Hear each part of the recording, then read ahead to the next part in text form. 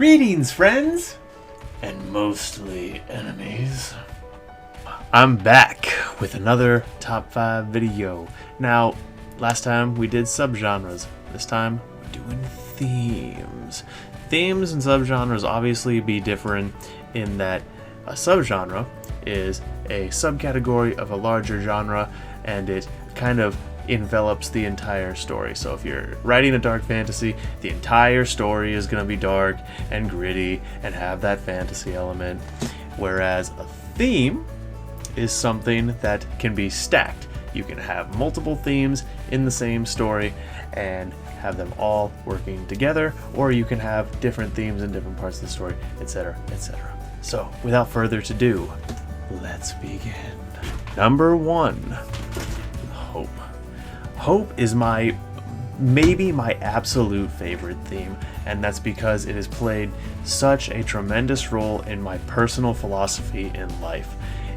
Hope to me is the number one thing that keeps humanity going, that keeps people on an individual basis going. If you don't have hope, you have nothing.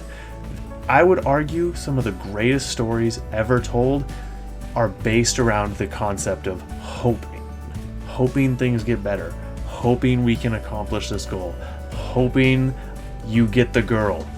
Lord of the Rings, Samwise has a very famous speech about hope. It's the one where he ends it off with that there's some good in this world and it's worth fighting for.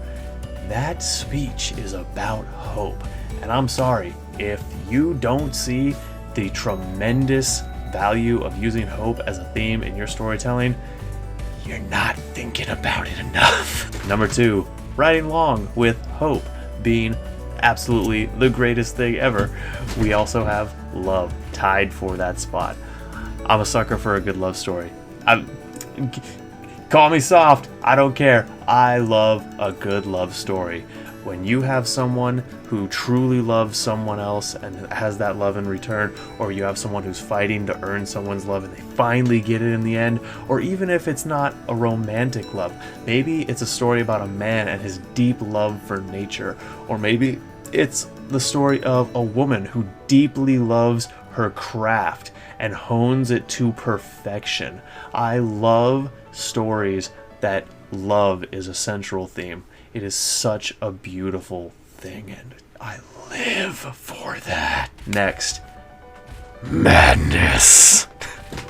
Madness is a beautiful theme.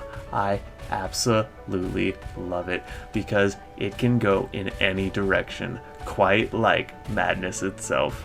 Madness is a theme in my own writing. In my 2 novels that I currently have, I absolutely go into the depths of madness. It is central to the plot, and it is critical in the entire theming of the book at large. I love madness as a theme. I think some of the greatest characters in fiction are completely centered around madness. I said madness, you knew I was going to bring up the Joker. He was supposed to be killed off, but he was so popular they brought him back, and he has dominated the social lexicon ever since. People love talking about the Joker. There's thousands of hours, hundreds, tens, so many hours on YouTube just talking about the Joker, and that's because madness is fascinating. It's complex. It's deep, and its depths truly know no bounds. That's the beauty of madness, and I love stories that dive head first into it. Next, we have duality.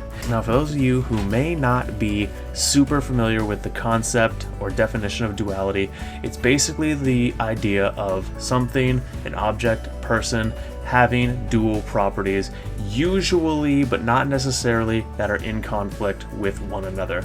So say you have a magical stone and it has the ability to set things on fire or freeze them. That's duality. Say you have a character like Jack from the Jack and Daxter games. He has dark eco powers and light eco powers, direct opposites coexisting in the same host. Duality. Beautifully done.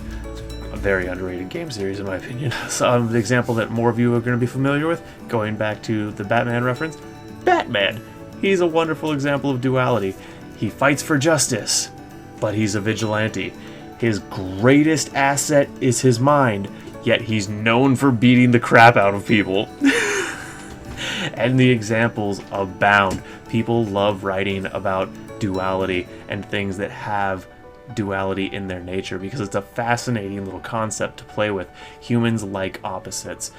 We write poetry about it, we write stories about it. It fascinates us, and I fall into that category. I'm fascinated by some of the themes of duality that people come up with, especially characters that do it well. Duality is one of those things that has endless possibilities, and anytime it's done well, I appreciate it. Finally, you know what's going to be on this list, because that's the kind of sadistic bastard I am. War. War is such a great theme, not for the obvious reasons. I think war is a beautiful theme. Well, beautiful isn't the right word. I think war is a compelling theme in a story, because in war you always see the best and the worst of humanity. A war will simultaneously show you men that become animals, little better than scavenging vultures on the battlefield. They're monsters. Simultaneously, war will show you men that go out of their way to save people, out of their way to get the civilians out of the way of the fire.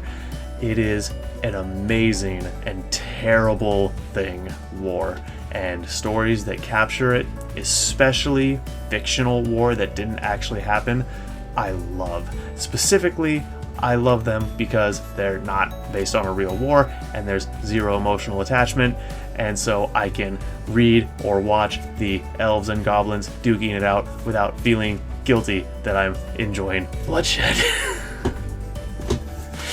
So that would be my 5 favorite themes in writing, storytelling, what have you. If you want to discuss your themes in the comments, I would love to do that. If you want to discuss one of my themes, or we share some themes, let me know. I'm going to be that typical YouTube guy and say like, share, subscribe, all that good stuff, because, you know. Until next time, guys, peace out.